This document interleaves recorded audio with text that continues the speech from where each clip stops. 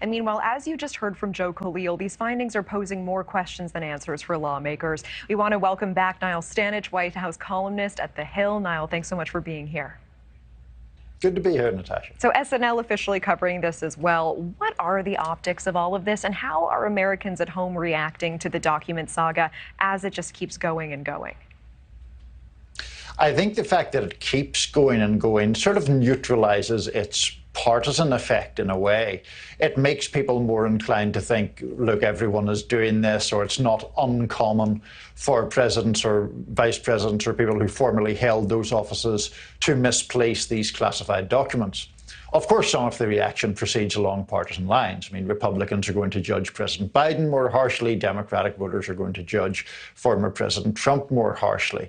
But there is a real issue here, I think, in the possibility that this episode just feeds into sort of cynicism about politics and the political system generally, where it's like, oh, does everyone just break the rules? That is the kind of idea that I think does feed skepticism or cynicism about political culture. Yeah, and that's unfortunate. Why is this issue of taking classified documents home emerging right now in this way? Have American leaders likely always taken documents home, or why now?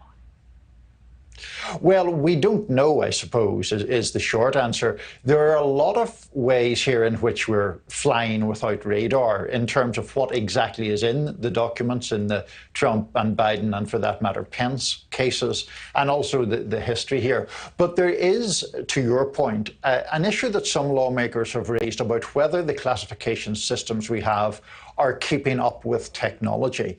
Is it really the case that we need to have pieces of paper, millions of them, around in the world that could be misplaced or that could be taken? Are there more secure ways that technology could be leveraged to improve that situation?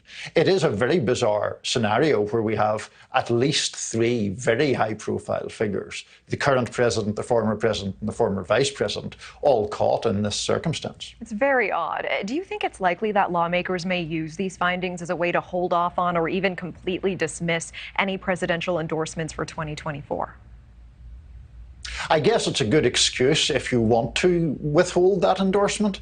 In other words, if you are seeking a reason to work out how the winds are going to blow and who you should back, it's a perfectly good rationale to do that. I'm not sure about its real impact on the outcome of a presidential election. I mean, I think that although there is that cynicism that we talked about, most voters are focused primarily on things that go more directly to their lives, be that the economy or inflation or a number of other issues. I'm not sure that this will be a decisive factor, but it's certainly big news, and rightly big news. Niall, will the public ever actually find out exactly what was included in the documents found at Biden and Pence's homes, or will that stay behind closed doors? I suspect that it will stay mostly behind closed doors simply because of the nature of the information.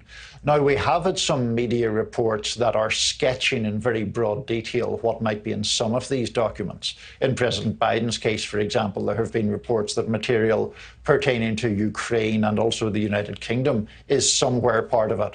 But if your question is, will the documents somehow be produced so that people can read them and evaluate them for themselves, I think that's very unlikely. And I think it's very unlikely simply because of the nature of the information that classified documents contain. It makes sense, and always appreciate the context. Niall Stanage, good to see you. Thank you so much for your time.